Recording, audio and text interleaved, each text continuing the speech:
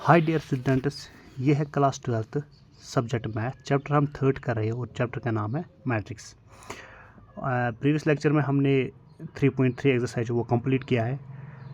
अब हम 3.4 exercise start करने वाले हैं, लेकिन स्टार्ट करने से पहले कुछ बेसिक्स जानेंगे वो 3.3 एक्सरसाइज किस बेसिस पे है।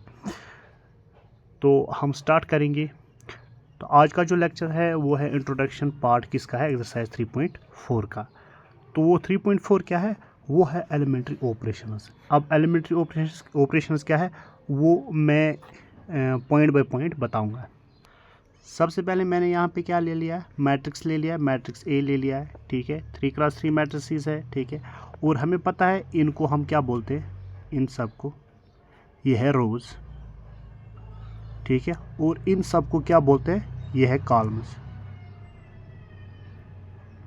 ठीक है यहाँ तक। अब यहाँ पे और एक पॉइंट ऐड है, ठीक है। पॉइंट जो ऐड है वो है ये कि इस वाले को हम बोलेंगे रो 1, आर से शॉर्ट में डिनोट करेंगे, ठीक है, रो 1, ठीक है। इसको हम शॉर्ट में लिखते हैं R1, ठीक है। और ये क्या है R2, और ये क्या है R3। तो 3 रोज है, इनको हम यही बोलेंगे। और ये क्या है, कॉलम C1, ये क्या है C2, ये क्या है C3, ठीक है। ये सारे एलिमेंट्स, ठीक है, सारे एलिमेंट्स। ये है कॉलम 1, कॉलम 2 और ये है कॉलम 3। सिमिलरली हम ऐसे बोलते हैं, ये है रो 1, ये है रो 2 और ये है रो 3। यहाँ तक ठीक है। अब हम नेक्स्ट पेज पे चलेंगे, ठीक है। अब फर्स्ट पॉइंट क्या है, interchanging of rose and columns, ठीक है। मैं लिखूँगा इंटर चेंजिंग ऑफ 2 रोज, कम से कम तो 2 रोज चाहिए ना इंटरचेंज करने के लिए, एंड 2 कॉलम्स, ठीक है। वो कैसे हम करेंगे, हम R1 को R2 की जगह पे लिखेंगे और एंड R2 को R1 की जगह लिखेंगे। इसको हम शॉर्ट में लिखते हैं इस तरह, ओवर R1 R1, इस तरह हम डालते हैं 2 एरो, ठीक है। यहाँ पे तो एक ही डाला था ना, यहाँ पे भी एक ही डाला था, ठीक है। सॉरी, यहाँ पे मैंने गलत लिखा है। यहाँ पे R2 को R1 की जगह, ठीक है, लिखेंगे। यहाँ पे R1 R2 की जगह लिखेंगे और R2 R1 की जगह लिखेंगे, ठीक है। लेकिन अब इतना लंबा नहीं लिखते हैं, हम शॉर्ट में लिखते हैं कि R1 R2, यानी कि यहाँ से एरो जा रहा है, ठीक है, R1 R2 की जगह और फिर वापस आ रहा है एरो, तो R2 R1 की जगह। जैसे कि मैं एक मैट्रिक्स बना लूँगा और एक ऑपरेशन लिखूँगा। अब मैं ये सारा रब करूँगा और मैं सिंपली शॉर्ट में लिखूँगा। हम किस तरह लिखते हैं, यहाँ पे R1 इस तरह एरो दो डाल के, ठीक है, R2, ठीक है। अब जैसे कि मैंने एक मैट्रिक्स लिख दिया है, ठीक है, 1 2, ये है 5, ठीक है, 6 7, ठीक है। अब मुझे ऑपरेशन को ये करना है, यहाँ पे मैंने लिख दिया है R1 को R2 की जगह और R2 R1 की जगह, ठीक है। ऑपरेशन ये यूज़ करना है, तो कैसे लिखूँगा, R1 को R2 की जगह, लेकिन R2 को R1 की जगह, ठीक है। और R2 कौन है, वो है ये, इसको कहाँ पे लिखना है, R1 की जगह पे, ठीक है। तो यहाँ पे क्या लिखूँगा, 4 5 6। अब ये वाला खाली है, ठीक है, क्योंकि हमने ऊपर लिख दिया है। अब यहाँ पे बता रहा R2 को, ठीक है, R2 को R1 की जगह पे लिख दिया। अब R1 को R2 की जगह पे लिखना है। R1 कौन है, R1 ये है, तो क्या लिखूँगा, 1 2 3। और ये है 6 7 8 है यहाँ पे, और ये मैं ऐसे लिखूँगा 6 7 8, ठीक है। तो ये है पहला वाला तरीका, ठीक है। तो अब मैं पहले रब करूँगा, ठीक है। सिमिलरली हम column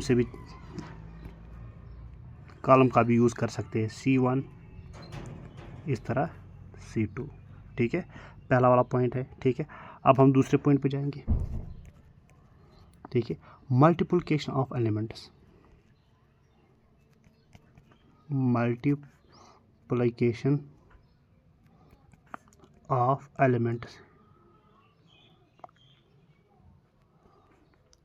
of rose and columns by non-zero numbers।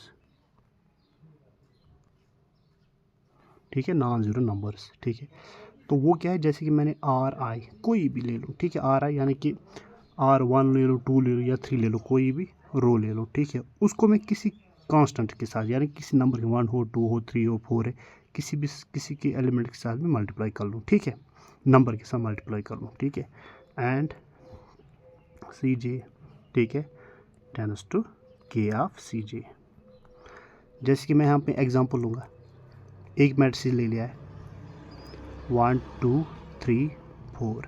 ठीक है, और यहाँ पे एक ऑपरेशन कर लूँ। ठीक है, क्या ऑपरेशन ले लूँ, मैं लिखूँगा R1 tense to 3 of R1, यानी कि पहले वाले रो के साथ मैं 3 मल्टीप्लाई करूँगा तो ये A बन जाएगा। ठीक है, पहले वाले रो के साथ इसके साथ 3 मल्टीप्लाई करना है। ठीक है, तो 3 मल्टीप्लाई 1 वो क्या होता है 3। ठीक है, और 3 मल्टीप्लाई 2 वो क्या होता है 6, और ये एज इट इज़ 3 4। ठीक है, तो ये होता है दूसरा तरीका। ठीक है, इसी तरह कॉलम के साथ। ठीक है, तो जब क्वेश्चंस कराऊंगा वहाँ पे अच्छे से समझ आएगा। अब है तीसरा पॉइंट। ठीक है, वो क्या है, एडिशन। एडिशन या सब्ट्रैक्शन।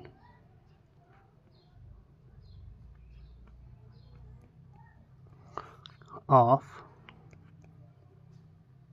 रोज या columns by multiply any non zero number. ठीक है, जैसे कि मैंने कोई ले लिया R1। ठीक है, कोई भी ले लूँ जैसे कि RI। ठीक है, अब उसको क्या कर दिया, एक तो मैंने कोई भी रो ले लिया और प्लस या सब्ट्रैक्शन करूँ किसी भी नंबर से, फिर उस R ऑफ J से। ठीक है, कोई भी ले लो। ठीक है, एक तो इस तरह कर सकता हूँ, जैसे कि मैं यहाँ पे ले सकता हूँ R1। ठीक है, टेंस टू R1 को प्लस या माइनस करके ट्वाइस ऑफ R2। ठीक है, ये फर्स्ट रो, ये है सेकंड रो। ठीक है, तो ये होता है। सिमिलरली CI को मैं कर सकता हूँ CI प्लस माइनस के ऑफ CJ। ठीक है, CJ से। ठीक है, या जैसे कि मैं लिखूँ C1 या C2 जो भी लिखूँ। ठीक है, प्लस C2 प्लस माइनस करूँगा, कोई भी नंबर लूँगा और करूँगा C3 से। ठीक है, तो इस तरह हम ऑपरेशन कर सकते हैं। जब मैं क्वेश्चंस करूँगा वहाँ पे अच्छे से समझ आएगा। अब और एक पॉइंट है, वो है इनवर्टिबल मैट्रिक्स। ठीक है, तो जैसे कि हमारे पास कोई भी late A and B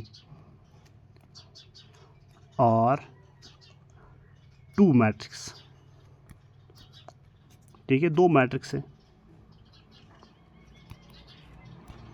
of order M cross N, M cross M।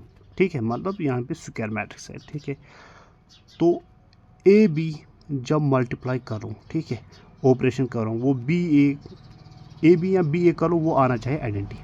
क्या आना चाहिए, आइडेंटिटी। ठीक है, 2 मैट्रिसेस है, अगर हम AB मल्टीप्लाई करेंगे या BA मल्टीप्लाई करेंगे, ठीक है, तो हमें आइडेंटिटी अगर मिल गया तो हम बता सकते हैं कि देन B इज़ इनवर्टिबल।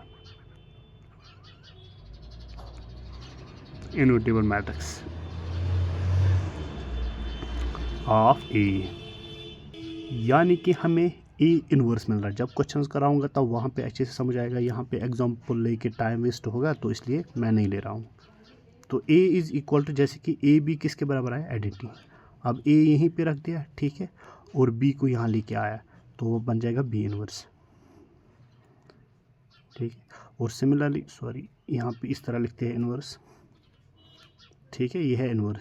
यहाँ B ये लेंगे इसके इक्वल तो यहाँ पे B is equal to A inverse, तो यहाँ पे बता सकते हैं, यहाँ पे बताएंगे then A is a invertible matrix of A। I hope समझ आया होगा। Thank you.